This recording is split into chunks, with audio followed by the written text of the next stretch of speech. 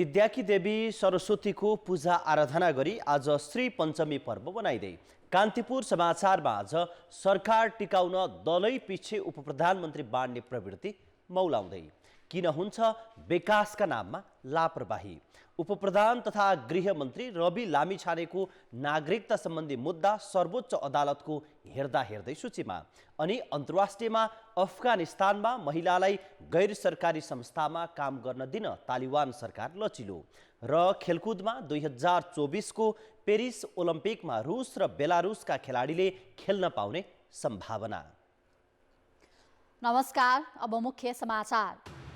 विकास निर्माणमा बेथितिको हद, 2 वर्षमा कालोपत्रे गरिसक्नुपर्ने भक्तपुर नगरकोट सडक 9 वर्षसम्म जस्ताको तस्तै, मन्त्रीले दिएका निर्देशन समेत भएन पालना। नागरिकता विवाद मुद्दामा सरकारी संयन्त्र गृहमन्त्रीको प्रतिरक्षामा। नागरिकता पुनः प्राप्तिका लागि लामिछाने प्रक्रियामै नगएको निवेदक पक्षको जिकिर, अर्को सुनवाई शुक्रबार। सञ्चालन कार्यविधि नभएको बहानामा लुम्बिनीमा राखिएका विद्युतीय बस 5 वर्षदेखि अलपत्र। विकास कोषको लापरवाहीले करोडौंका गाडी प्रयोगमै नआई थोत्रिँदै। अफगानिस्तानमा महिलालाई गैर सरकारी संस्थामा काम गर्न दिन तालिबान सरकार लचिलो। नयाँ निर्देशिका तयार हुन लागेको राष्ट्रसङ्घको भनाई। र रियाल सोसिडाडलाई 1-0 गोलले पराजित गर्दै बार्सिलोना कोपा डेल रेको अन्तिम 4मा। सेभिया ओसासुनासँग स्तब्ध।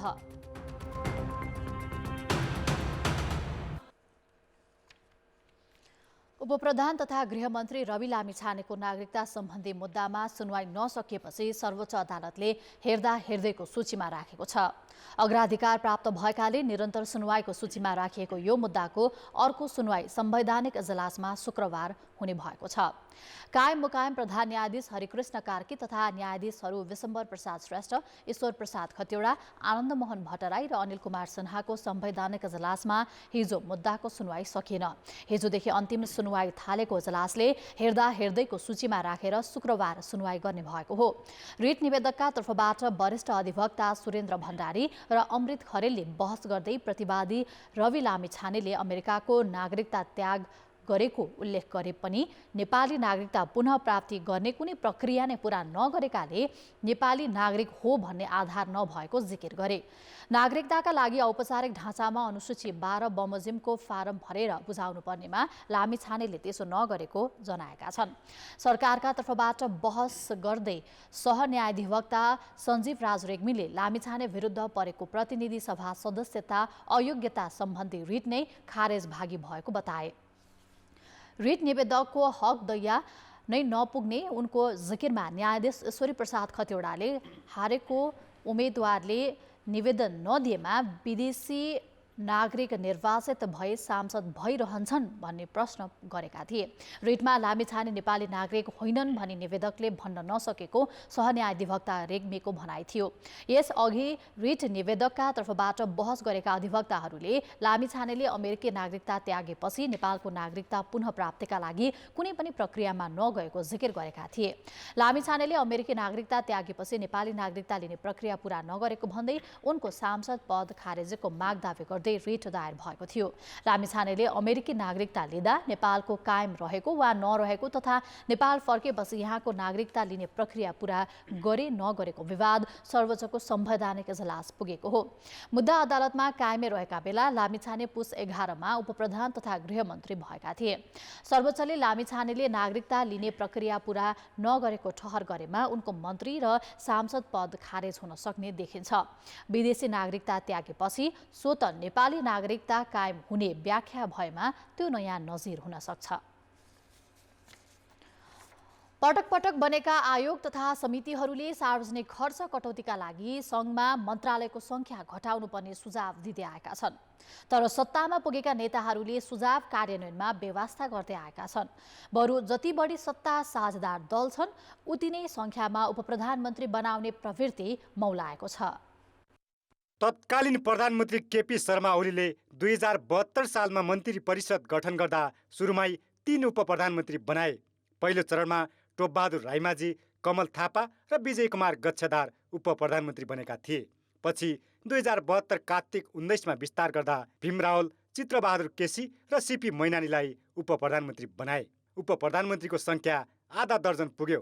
7 वर्ष बितिसक्यो, सरकारमा जति दल उति उपप्रधानमन्त्री बनाउने प्रवृत्ति उस्तै छ। अहिले पनि मुलुकमाथि 4 उपप्रधानमन्त्रीको भार छ। 22वटा मन्त्रालय धेरै भयो, 15वटामा सीमित गर्नुपर्छ। अझ यो उपप्रधानमन्त्री चाहिँ राख्नै हुँदैन क्या वास्तवमा। धेरै किन धेरै चाहियो भन्ने कुराहरू पनि हो।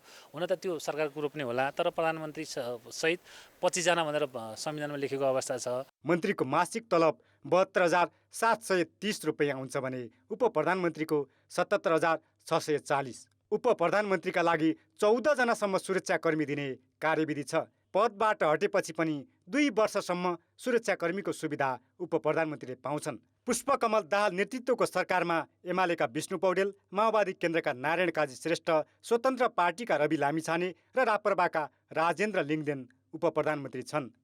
2072मा तत्कालीन केपी ओली नेतृत्वको सरकारले 6 जना उपप्रधानमन्त्री बनाउँदा सार्वजनिक रूपमै चर्को विरोध गरेका लामिछाने अहिले आफै त्यही पात्र बनेका छन्। राज्यलाई थप भार अथवा त्यो पार्ने भन्दा पनि त्यो एउटा प्रोटोकलको रूपमा गर्ने भन्ने एउटा सहमति हो। मैले त भनेको पनि छु, सबैजनाको हटाउने भए पनि यो सबभन्दा पहिला मेरोबाट हटाइदिनु फरक पर्दैन भनेको छु। एउटा अभ्यास हो, तर त्यसले एकदमै धेरै त्यसको कुनै ठुलो भार नपर्ने भएको हुनाले संविधानको धारा 76 को उपधारा 9 बमोजिम राष्ट्रपतिले प्रधानमन्त्रीको सिफारिसमा सङ्घीय संसदका सदस्य मध्येबाट समावेशी सिद्धान्त बमोजिम प्रधानमन्त्री सहित बढीमा 25 जनाको मन्त्री परिषद गठन गर्ने व्यवस्था छ।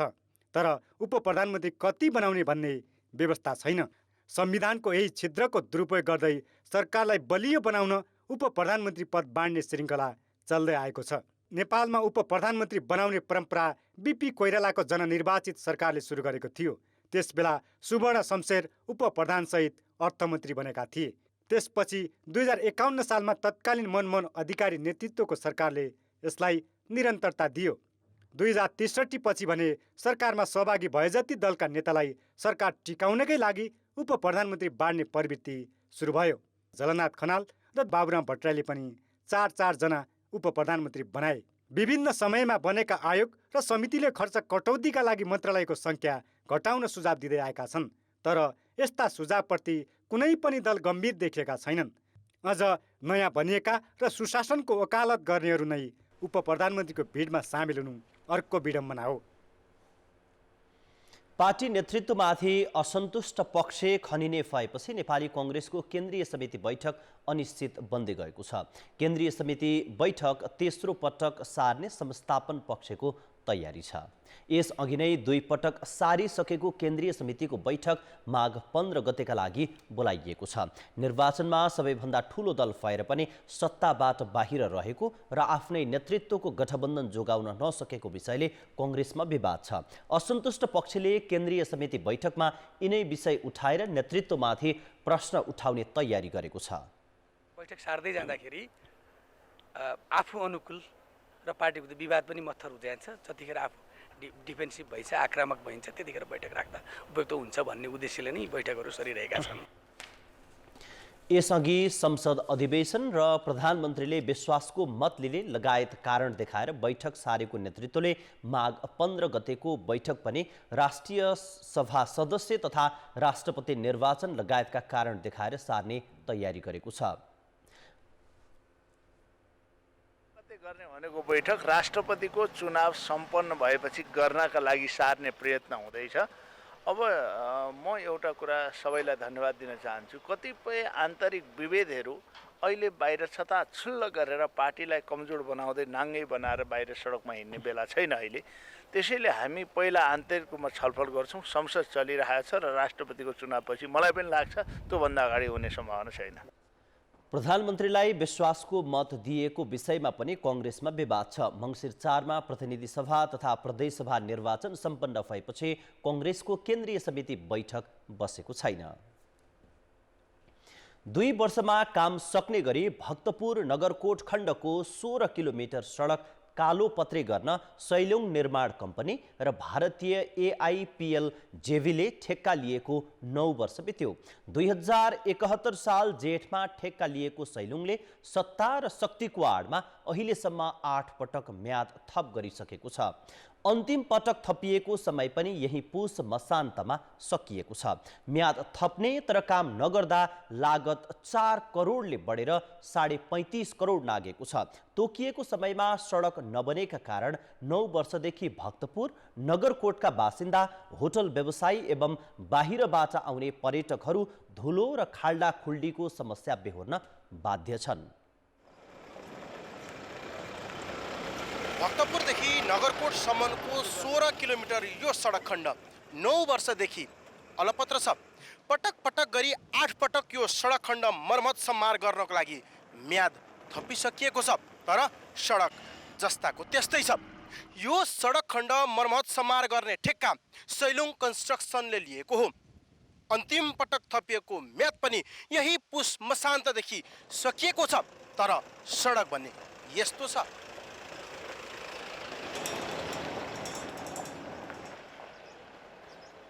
पुस मसान्तसम्मको समयावधि सकिसकेका छ।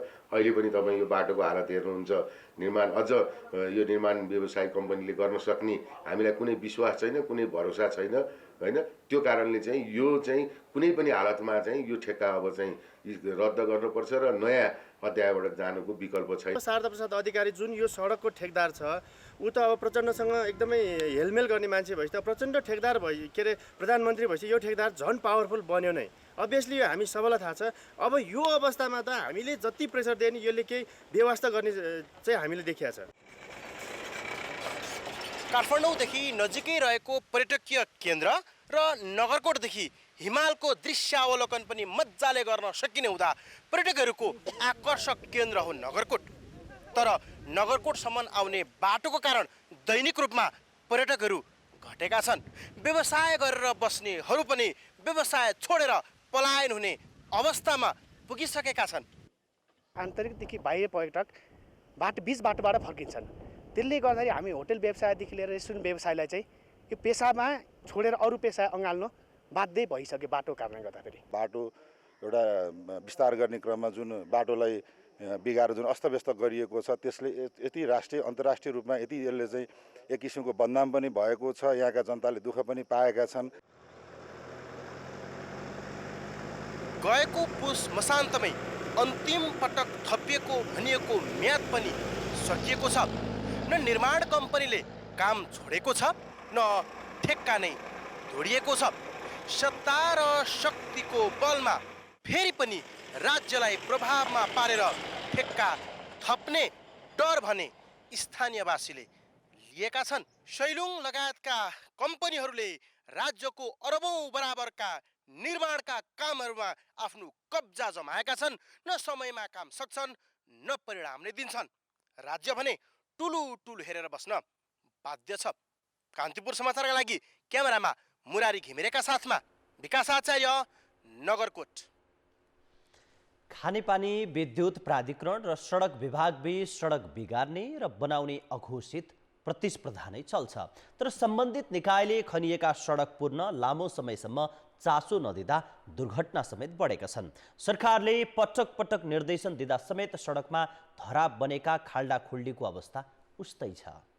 जति पटक नयाँ सरकार बन्छन् उति नै पटक प्रधानमन्त्रीदेखि सरकारवाला मन्त्री समेतले सडकका खाल्डाखुल्डी पूर्ण निर्देशन दिन्छन्। तर न सडकको जिम्मेवार निकाय सडक विभागले तदारुकता देखाउँछ, न स्थानीय तहले। यसपटक पनि यस्तै भयो। भौतिक पूर्वाधार मन्त्री समेतको जिम्मेवारी सम्हालेका उपप्रधानमन्त्री नारायण काजी श्रेष्ठले गत पुस 19मा 15 दिनको समय दिँदै काठमाडौँ उपत्यकाका सडकमा रहेका खाल्डाखुल्डी पूर्ण निर्देशन दिए। तर अवस्था अहिलेसम्म उस्तै छ। कतै कतै मात्रै खाल्डाखुल्डी रहित भएको जस्तो मात्रै देखिन्छ, नत्र प्रायः उस्तै छ बाटो। त्यस्तो जहाँ हेरे पनि अब जता गए नि खाल्डाखुल्डी बाटो बनाउने भने चाहिँ यस्तै गरेको छ, खेरेको छ, यो गरेको छ, झन् चाहिँ बाटो जाम गरेको छ। विशेष गरी काठमाडौँमा बढी सवारी चाप हुने क्षेत्रमा बढी खाल्डाखुल्डी छन्। सडक विभाग भने मन्त्रीले निर्देशन नदिए पनि खाल्डाखुल्डी पुर्ने काम आफ्नो नियमित काम भएको बताउँछ। दैनिक रूपमा हुने काम हो, मन्त्रीको निर्देशन कुर्नु पर्दैन, कुर्या पनि होइन। विगतमा पनि चाहिँ खाल्डाखुल्डी अभियान चाहिँ सडक डिभिजन काठमाडौँले चलाएकै हो र चाहिँ हरेक महिना सार्वजनिक गर्ने पनि गरेका छ के गर्यो काम भनेर। अहिले पनि चाहिँ मन्त्रीज्यू आएपछि पनि निर्देशन पालना गरेर त्यसमा अझै इफोर्ट लगाएर चाहिँ खाल्डा खुल्टी रहित अभियान चलाएको छ, भोलि पनि चलाउँछ। सडक पूर्वाधार सबैभन्दा बढी स्थानीय तह अन्तर्गत छन्, तर काठमाडौँका स्थानीय तहलाई आफू मातहत कति सडक छ भनेर थाहा छैन। सडकको अवस्थाबारे पनि उनीहरू बेखबर छन्।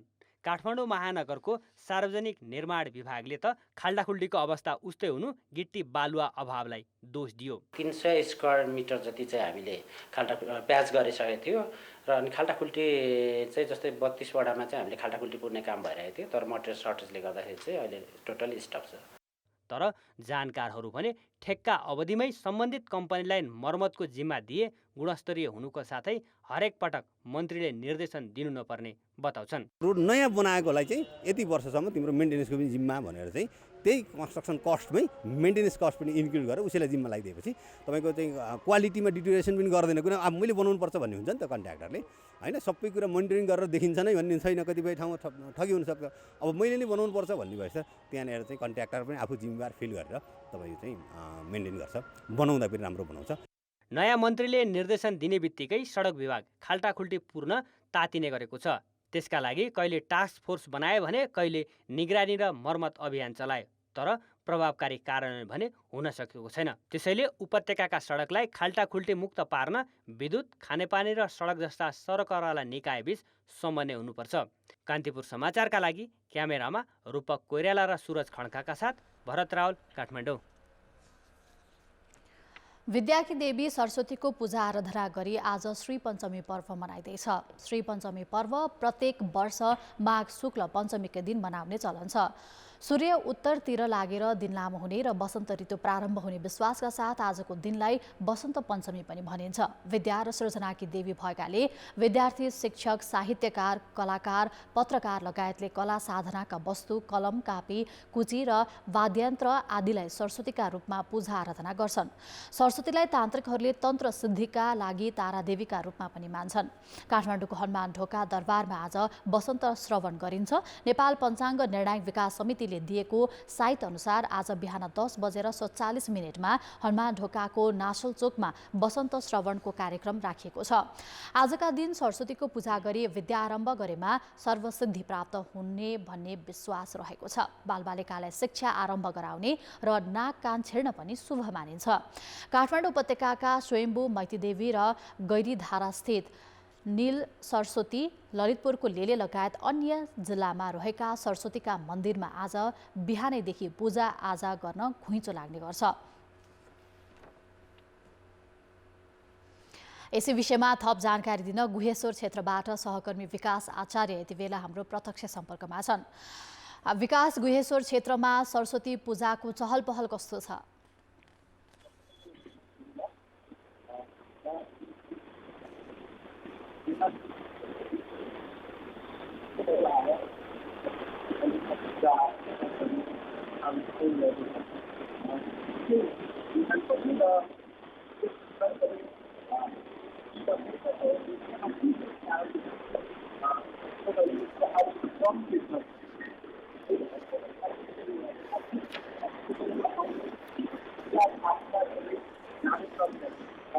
विकास, यतिखेर प्राविधिक समस्याले हामीले तपाईँले बोल्नु भएको आवाज अलि राम्रोसँग सुन्न सकिरहेका छैनौँ। त्यसै कारण हामी तपाईँसँग फेरि पनि केही बेरमा हामी फेरि पनि जोडिनेछौँ।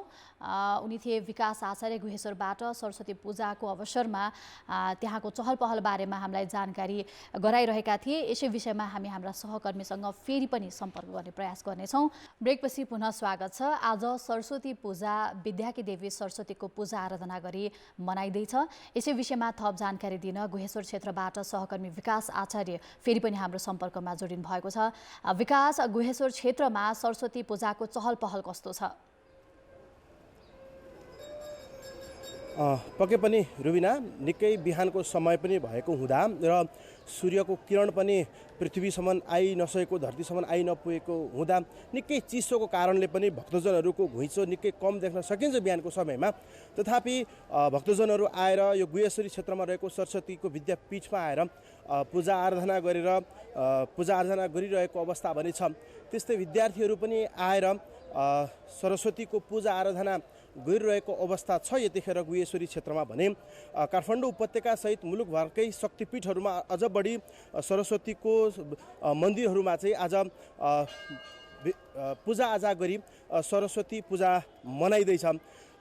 श्री पञ्चमी वसन्त पञ्चमी पनि भएको हुँदा विविध कारणले पनि यसको महत्त्व छ। विद्यालयहरूमा स्थापना गरिएका सरस्वतीका मूर्तिहरूमा पूजा गरेर वा मन्दिरहरूमा पूजा गरेर शिक्षा थालनी अर्थात् भनौँ अक्षर आरम्भको शुभ साइतको रूपमा पनि सरस्वती पूजालाई लिने हुँदा विद्यालयमा पनि विद्यार्थीहरूको घुइँचो छ पूजा गर्नको लागि र यसरी मुलुकभर नै सरस्वती पूजा मनाइराखिएको छ। रुबिना। हस् विकास, जानकारीका लागि धन्यवाद। उनी थिए सहकर्मी विकास आचार्य गुहेश्वर क्षेत्रबाट। आज सरस्वती पूजाको पावन अवसरमा देशैभर विद्याकी देवी सरस्वतीको पूजा आराधना गरी मनाइँदैछ। अब बाँकी समाचार। प्रधानमन्त्री पुष्पकमल दाहालले राष्ट्रिय सभालाई सम्बोधन गर्ने क्रममा मन्त्री परिषदका सदस्यलाई संहिता र गणतन्त्रको विरोधमा नबोल्न चेतावनी दिए। आफ्नै गठबन्धनको दायाँ बायाँ राजावादी र संहिता विरोधीहरूलाई राखेर सरकार चलाइरहेका प्रधानमन्त्री दाहालको यो चेतावनी मन्त्रीहरूले कतिको पालना गर्लान्? प्रधानमन्त्रीले संसदबाट दिएको यो चेतावनी कति व्यावहारिक छ त? राष्ट्रिय सभाको मङ्गलबारको बैठकमा संहिता कार्यान्वयन सम्बन्धी छलफल भइरहेको थियो।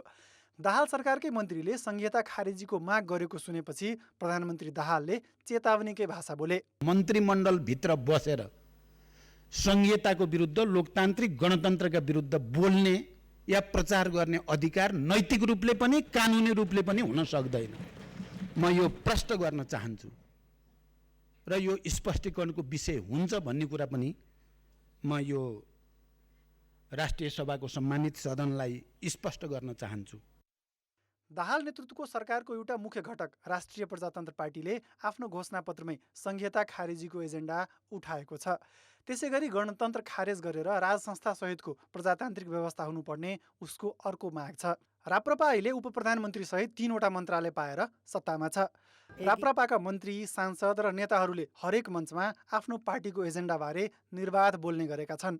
जसरी त्यो कारबाही नै गर्छौँ भन्ने कुरा गर्नुभयो, उहाँले मुखले मात्र भने हो कि व्यवहारले गर्ने हो, त्यो हामी हेर्दैछौँ, त्यसपछि हामी निर्णय गर्छौँ। प्रधानमन्त्री दाहालले संहिता र गणतन्त्र नचाहने दललाई सत्ता साझेदार बनाउँदा नै ती दलको घोषणापत्र किन पढेनन् भनेर संहिता पक्षधरले समेत प्रश्न उठाएका छन्। उनका जो घोषणा पत्र है वो प्रधानमंत्री पढ़े कि नहीं पढ़े? जिन पार्टियों ने अपने घोषणा पत्र में लिखा है कि हम प्रदेश को खारिज करेंगे, हमको प्रदेश नहीं चाहिए, हम संविधा के खिलाफ लड़ेंगे, हम धर्मनिरपेक्षता को खारिज करेंगे, उनको आप सरकार में बैठाए हुए हैं और आप गणतंत्र का ठेका की बात करते हैं। तो हम लोग कहाँ हैं?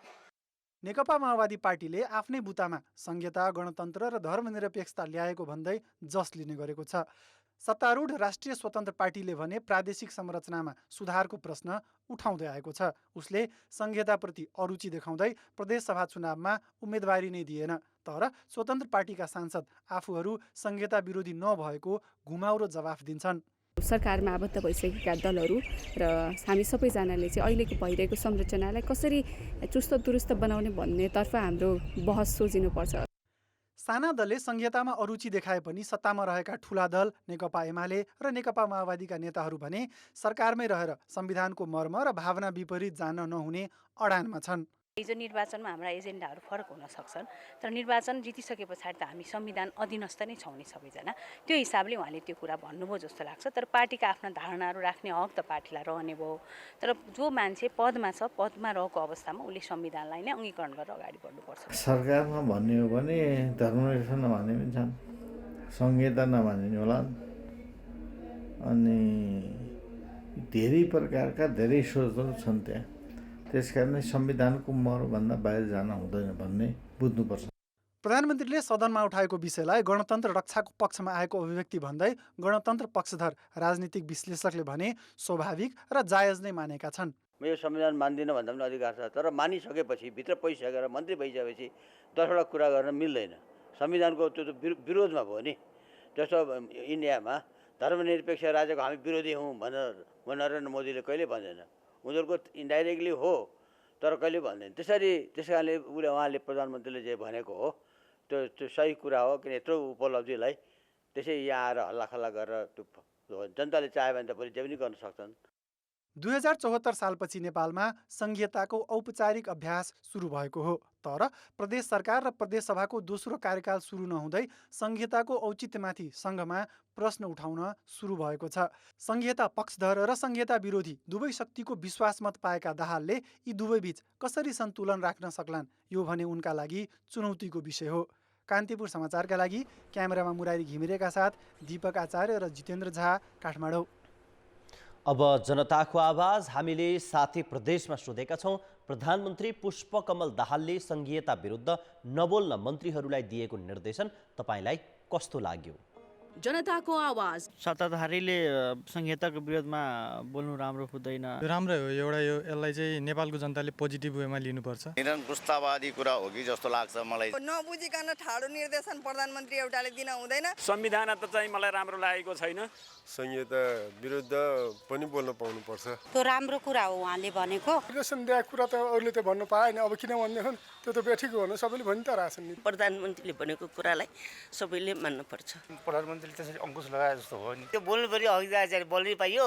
संघीयता भनेको संविधानमै व्यवस्था भएको विषय हो। जो संघीयता चाहिन्न भन्छन् तिनी नै सरकारमा छन्। लोकतन्त्रमा आफ्नो धारणा राख्न पाउनुपर्छ। संघीयताको विरुद्धमा नबोल्नु नै राम्रो जस्तो लाग्छ मलाई। यही संविधानभित्र रहेर यही संविधानकै विरुद्धमा आवाज उठाउनु चाहिँ राम्रो होइन। संहिताको विरुद्धमा बोल्नु चाहिँ एकदम उहाँहरूको गलत हो। त्यो एकदमै जायज छ। प्रधानमन्त्रीको भनाइ हो त्यो सही छ। उहाँको क्याबिनेटका मन्त्रीहरूलाई त्यो भन्नु स्वाभाविकै हो। यो संविधानको रक्षा गर्ने दायित्व उहाँहरूको पनि हो। मन्त्रीज्यूले संघीयता चाहिन्छ भन्नु त ठिकै हो। प्रचण्डले आफ्नो मन्त्रीहरूलाई त अब त्यो निर्देशन दिने नै भयो। निर्देशन दिन चाहिँ एकदम ठिक हो। जनताहरूको लागि हो भने जनताहरूले महसुस पनि त गर्न पाउनु पर्यो होइन। देशको लागि, जनताको लागि त्यस्तो केही सुविधा भएन।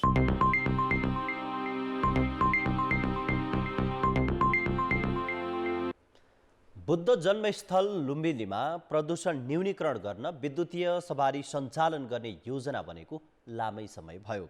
झन्डै 5 वर्ष अघि एसियाली विकास ब्याङ्कको सहयोगमा 19वटा विद्युतीय सवारी पनि आए। तर सञ्चालन कार्यविधि नहुँदा करोडौँ लागतका गाडी प्रयोगमै नआई थोत्रिँदै गएका छन्। यी विद्युतीय सवारी साधन एसियाली विकास बैंक एडिबीले लुम्बिनी विकास कोषका लागि किनिदिएको हो। यी गाडी नेपाल भित्रिएको 5 वर्ष हुनै लाग्यो। नेपाल ल्याएदेखि नै यी सवारी साधन खुला आकाशमुनि यसै गरी राखिँदा चल्न नपाउँदै थोत्रिँदै गएका छन्। सेतो प्लेट भएको हुनाले सर गाडी चाहिँ थन्किरहेछन्, तिनीहरू भाडा उठाउन पाइए छैन र हामी पनि काम जोस चलाउन पाइए छैन। एडिबीको 29 करोड अनुदान मध्ये गाडी खरिदमा 13 करोड खर्च भएको छ, जसमा एउटा बसको मूल्य करिब 2 करोड र जीपको मूल्य 40 लाख रुपियाँ छ। सरकारी व्यवस्था र लुम्बिनी विकास कोषको अकर्मण्यताका कारण करोडौंका विद्युतीय गाडी उपयोगविहीन छन्। कुन संस्थाले दिएको त्यो गाडी अब त्यो आफै कम्पनीलाई त्यो उसलाई घाटा भइरहेछ नि, जनताले पनि मतलब भएन, त्यहाँ थन्किरहेछन्। त्यही यिनीहरूको अब कमजोरी छ, ड्राइभर राख्नु पर्यो, त्यो कसरी चल्छ त्यसको एउटा हाम्रो टिमटी बताउनु पर्यो लुम्बिनी विकास कोषले। नयाँ गाडी त्यत्तिकै थोत्रिएको आलोचना बढेपछि लुम्बिनी विकास कोषले त्यस मध्येका 5 बस गत दशैंको अवसरमा 1 महिना चलाएको थियो। तर सञ्चालन ऐन अनुसार सेतो नम्बर प्लेट राखिएका यी गाडी हरियो प्लेटमा नफेरेसम्म यात्रु चढाउन मिल्दैन। ऐनमा सेतो प्लेट रातो वा हरियो बनाउने प्रावधान पनि छैन। विकास कोषको ऐन फेरेर सबै गाडी चलाउने भनिए पनि प्रक्रिया जहीँको तहीँ छ। यो गाडी जसरी एडिबीले हामीलाई ग्रान्टको रूपमा उपलब्ध गरायो, त्यो गाडी खरिद प्रक्रियादेखि नै यो चाहिँ हाम्रो उद्देश्य अनुरूप प्लेटमा आउनु पर्थ्यो। धुवा र ध्वनिका कारण हुने प्रदूषण घटाउन र पर्यटकलाई स्तरीय यातायात सुविधा दिन भन्दै विद्युतीय बस सञ्चालनका लागि बुद्ध जन्मस्थल लुम्बिनीदेखि भैरहवाको अन्तर्राष्ट्रिय विमानस्थल, मावली देवदह, बुद्धको अस्थि धातु रहेको नवलपरासीको रामग्राम हुँदै तिलौराकोटसम्मको रुट तय गरिएको छ। त्यसबेला किनिएका 130 बिजुली रिक्सा कोष आसपासमा चलिरहेका छन्। तर विद्युतीय बस सञ्चालन ऐन कहिले संशोधन हुने हो र यी गाडी गुड्ने हुन् अन्यल छ। करोडौंका विद्युतीय सवारी अलपत्र पार्ने लुम्बिनी विकास कोष र सरकारी संयन्त्र विरुद्ध जनदबाव जरुरी देखिएको छ। कान्तिपुर समाचारका लागि क्यामेरामा स्वस्तिक श्रेष्ठका साथ अमृता अनमोल, लुम्बिनी, रूपन्देही। विभिन्न कारणले अभिभावकविहीन भएका बालबालिकालाई आश्रय दिन भन्दै देशभर सरकारी र निजी स्तरबाट बालगृह खोलिएका छन्। तर ती बालगृहमा राखिएका बालबालिकाको उचित स्याहार सुसार र पालन पोषण भइरहेको छ कि छैन भन्ने बारेमा भने सरोकारवाला निकाय बेखबर जस्तै छन्। दोलखाको चरीकोट स्थित गौरीशङ्कर बालगृहमा रहेका बालबालिका भूकम्पले चिरा परेको भवनको चिसो भुइँमा रात काट्न बाध्य छन्। तर बालबालिकाका लागि न्यानो कपडा, ओढ्ने ओछ्याउने लगायतका सामग्री उपलब्ध गराउन सरकारले कुनै चासो देखाएको छैन। अधिकांश बालगृहको अवस्था यस्तै छ। 24 जना बालकहरू छन्। त्यहाँ बालिकाहरू असुरक्षाको कारणले त्यहाँ राख्न सकिएको छैन। कम्पाउन्ड नभएको कारणले अलिकति असर छ। विद्यालयमा पढ्न जान्छन् र त्यो आश्रय स्थल मात्रै हो। भनेको समयमा ताता कपडा, न्याना कपडाहरू, अनि त्यसै गरी आवश्यक पर्ने कहिले पानी ट्याङ्कीको समस्या, कहिले जुत्ता चप्पलको समस्या इत्यादिहरू परिरहन्छ। अघिल्लो आर्थिक वर्षसम्म 43वटा जिल्लामा 417 बालगृह सञ्चालन भएको राष्ट्रिय बाल अधिकार परिषदको तथ्याङ्क छ। यिनमा 10,805 जना बालबालिकाले आश्रय लिइरहेका छन्। बालगृहमा रहेका बालबालिका न्यानो कपडा र उचित आहार जस्ता आधारभूत आवश्यकताबाट वञ्चित भइरहँदा विभिन्न खाले दुर्व्यवहारको शिकार भएको, कुलतमा लाग्ने गरेको जस्ता घटना पनि सार्वजनिक हुने गरेका छन्। परिषद भने यस्ता बालगृहको निरीक्षण र अनुगमन भइरहेको बताउँछ। सरकारको चाहिँ अहिले बन्द अवस्थामा छन्। मोडेलको रूपमा सरकारले पनि चलाउने योजना चाहिँ छ। तर सरकारले आफैले सञ्चालन गरेको चिजलाई आफैले नियमन गर्न अलिकति अप्ठ्यारो, नीति नियममा बाजिने भएको अवस्था हुनाले पनि हामीले सरकारले बन्द गरेर यो चाहिँ निजी क्षेत्रलाई अधिकार प्रत्यार्जन गरेका हौँ। बालबालिकालाई आश्रय दिन बालगृह सञ्चालन गर्नु सकारात्मक हो। तर बालबालिकाका लागि न्यूनतम आधारभूत आवश्यकता पूरा भएका छन् कि छैनन्, तिनीहरूमाथि कस्तो व्यवहार भइरहेका छन्, उचित पठन पाठनको अवसर पाएका छन् कि छैनन् भन्ने बारेमा भने जिम्मेवार निकायले निगरानी र अनुगमन गर्नुपर्ने देखिन्छ।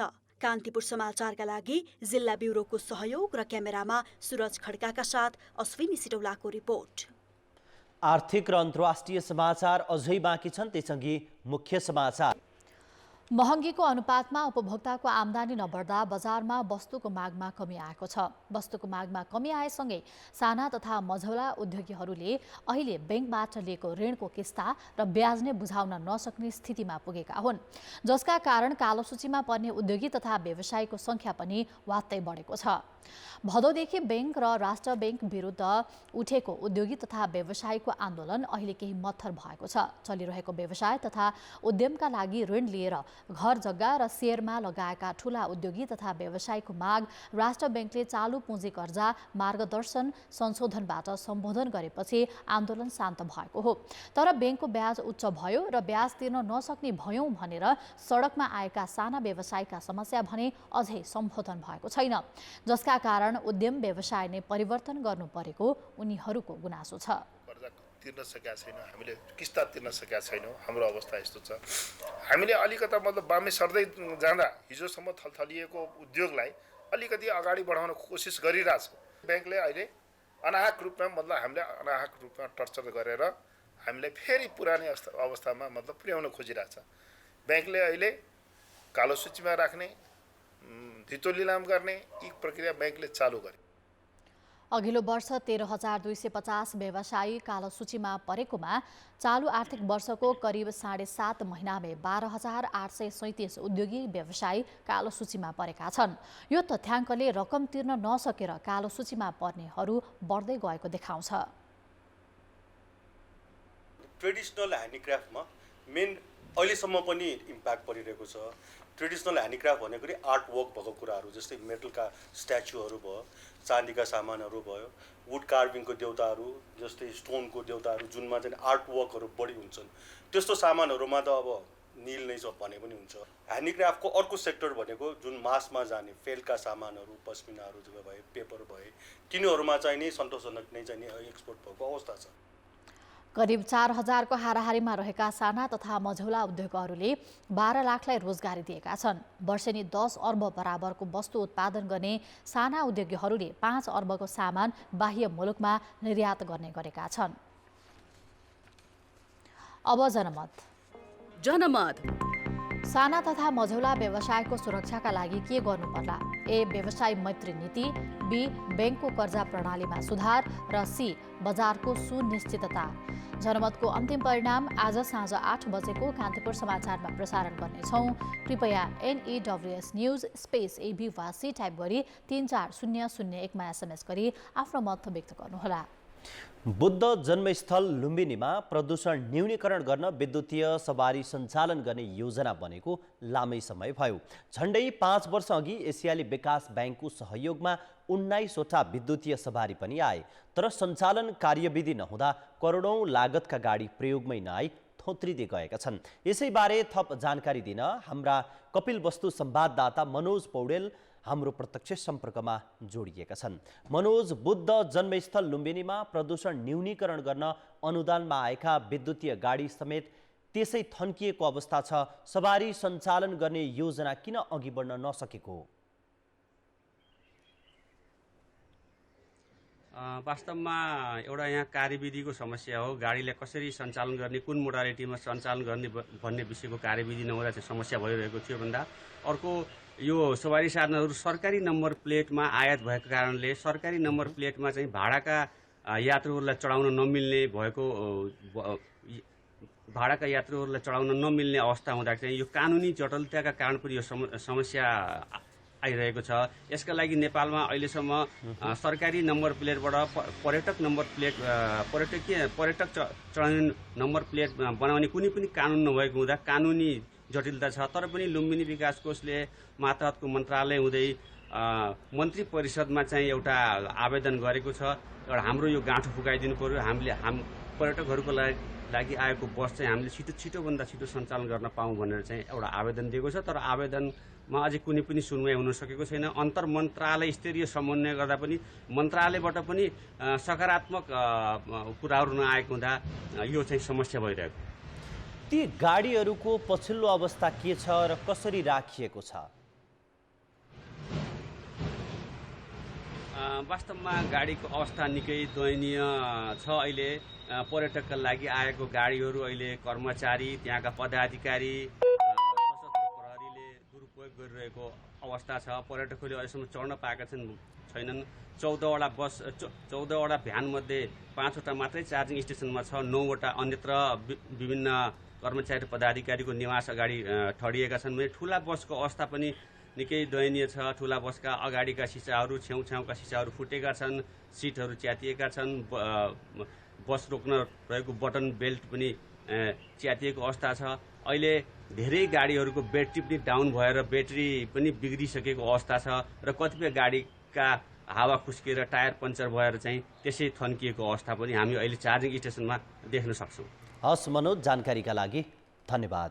उनी थिए कपिलवस्तुबाट सहकर्मी मनोज पौडेल। कपिलवस्तुमा प्रदूषण रोक्नका लागि ल्याइएका सवारी साधन प्रयोगमा आउन सकिरहेका छैनन्, यस विषयमा जानकारी गराउँदै थिए। अब कान्तिपुर समाचार अहिलेलाई सकियो। कान्तिपुर टेलिभिजन हेर्दै गर्नुहोला। नमस्ते।